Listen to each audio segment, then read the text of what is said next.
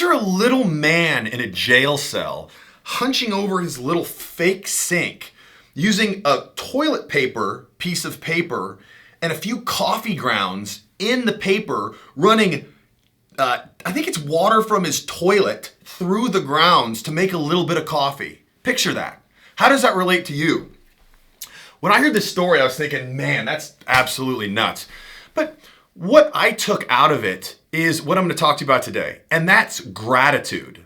You know, Napoleon Hill spent like 30 years meeting and interviewing and talking and hanging out with the most successful businessmen of 2 centuries in the United States. Tony Robbins, the big giant banana hands, also spent most of his life just trying to figure out the commonalities that the most successful and charismatic and well-known business people, and I guess starlets and other type of cultural successes had. And they all boil it down. If you could say one thing that all these people had in common, what was the very uncommonly high amount that they had compared to everyone else? It's a spirit of gratitude.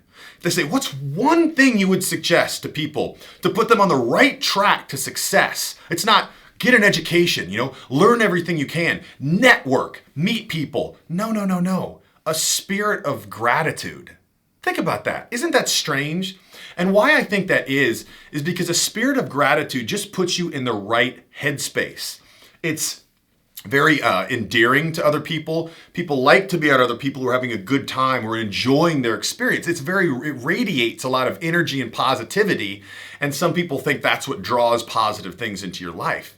Now, regardless what your thoughts are on that, gratitude is very important because it makes you feel good. I'm always talking about how to interpret things in a way that makes you feel good, because really the value and the satisfaction and the overall success of your life is how positive you feel throughout the course of your life. What's your average emotional state? And gratitude and helping other people is really the most long-term effective burn that you can get to hold that. You get some people who can do drugs. It's like this, and then it's like this, and it's like this, and it's like this. A spirit of gratitude and appreciation is a nice, steady, even-keel burn that you can keep. So how do we do this? How do we keep gratitude? How do we keep in a really good, great mood all the time?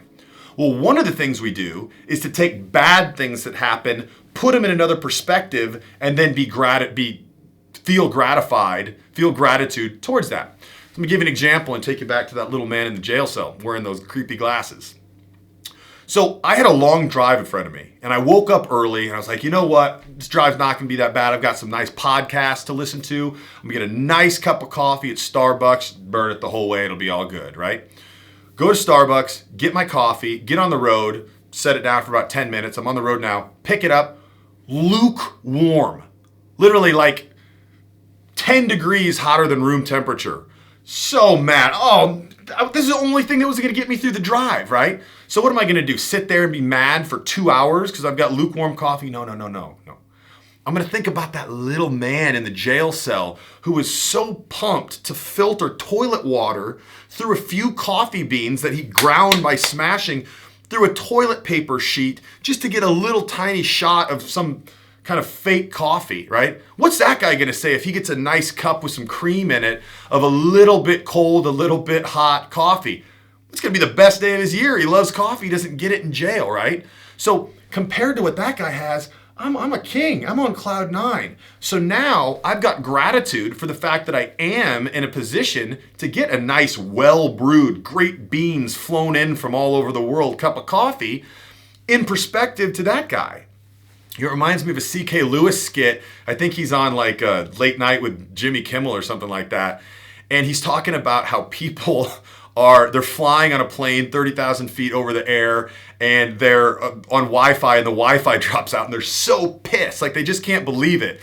And he says they feel entitled to a technology that they found out about an hour before they left their flight. They didn't even know it was available. Now their day's ruined because the technology they just found out about isn't working, right? That's the total opposite perspective. What we want to do is flip it around and feel gratitude by putting it into a more balanced perspective. And some people would say, well, hey, that's not balanced. Most people aren't in jail. Most people have access to a hot cup of coffee, and I don't. Fine, look at it that way, but where that's going to get you? it's going to put you in a bad mood. So why not find a reference point that puts you in a good mood? A state of gratitude. That's the value. That's why you're not going to look at it like most people and think, oh, Starbucks messed up. You're going to think, God, compared to this guy, I've got a nice cup of coffee. You're in a state of gratitude. You feel good. Your day's going to go better. It's going to be magnetic to other people. And you're going to be able to keep in a great mood when most people won't. Man, that Barron, he just always seems to be in a good mood. You ever get upset? You ever have a bad day?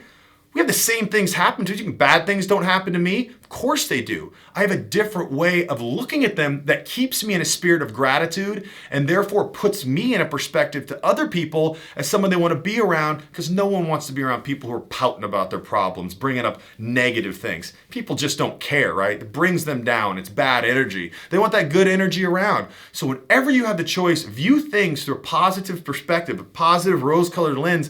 Think of a little guy in his jail cell, sitting down there, piece of toilet paper and toilet water, filtering it through, just happy to get that little buzz from 2 tablespoons of fake coffee that you're able to go to Starbucks, get a nice cup, even if it's not the temperature you wanted. I'm Barron Cruz. Until next time.